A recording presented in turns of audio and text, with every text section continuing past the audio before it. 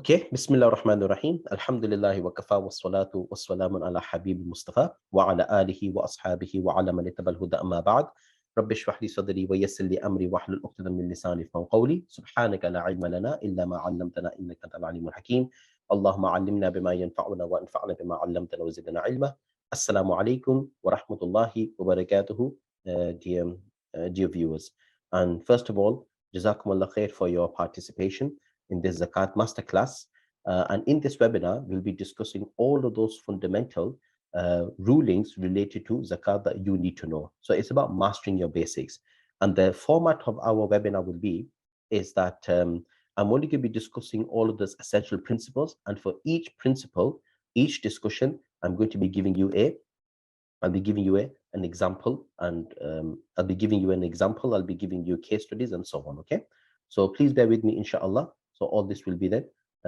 All this will be covered, inshallah, in much detail.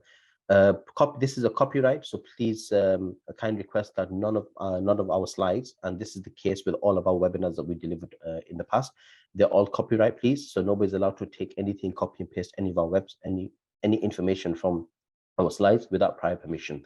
And you can reach me here. I have my own Facebook account. We have Jake and Fatawa, my name. This is our website, Jake and Fatawa. And if you want to email me, you can email me. This is our email here. Or as I mentioned previously, that on our website, you can reach me there by clicking onto the I Ask a Mufti. And if you have any questions or any queries, even related to the Zakat query, so if there's any query that's not been answered here, you can reach out to me through the email, inshallah. Now, what's today's agenda? So we've already gone through the introduction. So alhamdulillah, we are on schedule. So we've already gone through the most part of the introduction. And then we're going to start off with the fiqh of zakat, and then we're going to break for Zuhr at 1:30. Okay, because this is a kind of an extensive, detailed webinar, so we are going to break up for Dhuhr Salah at 1:30. So I'll give about 15 minutes or to 20 minutes, depending on what time we start. Okay, so don't worry about that. So we're going to about 15 minutes break, and then we're going to continue from fiqh of zakat. Then at 3 to 3:15, we're going to have a Q&A session and concluding remarks. So although the webinar is being scheduled to 3 o'clock, so the idea is that we try to finish at 3 o'clock, and then I will give 10 to 15 minutes extra time for Q&A. As sometimes in our feedback, many people do ask that, sometimes they say that we need more time for Q&A and so on. So therefore, I'm going to give extra time for Q&A. Now, today's content, so this is the things that we're going to be covering. So first of all, these are the things that we discussed. For example, what is zakat and the prerequisites of zakat, nisab of assets, zakat calculation, step-by-step process. How do you calculate your zakat? Zakatable, non-zakatable assets. Just to mention that nisab assets, that's actually referring to the minimum thresholds. For example, gold, silver, cash, mixed assets, and so on.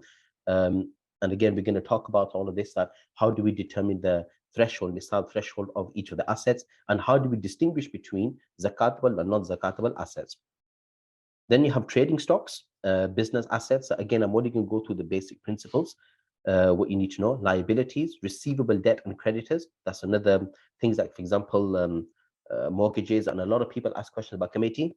People who put committee money in monthly. I'm going to do a whole detailed discussion on that as well, inshallah. And then we're going to talk about the recipients of zakat, eligibility and non-eligibility of zakat. And then finally, common questions. I've listed about eight common questions that people ask.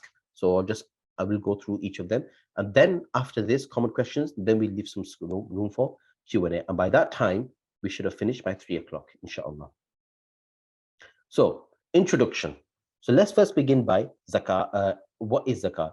So zakat, as you know, that is the third pillar of Islam, a third pillar in Islam, and undisputedly amongst the most important obligations. So there is no ikhtilaf and no difference of opinions whatsoever amongst any of our legal ulamas and scholars or the madhab on the obligation of zakat, to the point that anyone denying the obligation of zakat becomes a disbeliever. And we know the very famous incident during the time of Abu Bakr Siddiq radiallahu anhu, that when he became the Khalif, then Sayyidina Abu Bakr Siddiq radiallahu anhu had to contend with many of the deviant groups. And amongst them, there was a group who denied the obligation of zakat. We know the famous story. And then when Sayyidina Umar Farooq radiallahu anhu objected to Sayyidina Abu Bakr Siddiq radiallahu anhu for declaring war against such individuals, that they've declared La ilaha illallah, they pray the salah and so on. But why declaring war against those people who denied the obligation of zakat? Abu Bakr Siddiq radiallahu anhu, he insisted that those people who distinguish between salah and zakat, I will declare war against them. Obviously, that was in a particular time and a context, but this incident itself is an indicative. It teaches us the obligation of zakat. So anyone denying the obligation of zakat is a disbeliever. However, this is different from a Muslim neglecting the obligation of zakat. So if somebody was to neglect zakat, neglect the obligation of zakat, but they do not deny its obligation, they know that it's fard, they know that it's necessary, but due to their ignorance, due to their negligence, they are not paying their zakat, they become extremely sinful, but they do not become kafirs. It's the same thing with salah, like in the Hanafi madhab, that if a person is neglectful of the salah, but if somebody is neglectful of the salah, but they do not deny it, then they are extremely sinful, but they are not disbelievers. And learning about the laws of zakat is also obligatory. So any action, as the ulamas mentioned, that any action that is compulsory upon a believer, then learning the laws of that action also become obligatory. And each rule will be discussed with case study and exercise. As I mentioned, that I've included a lot of exercises, I include a lot of case studies.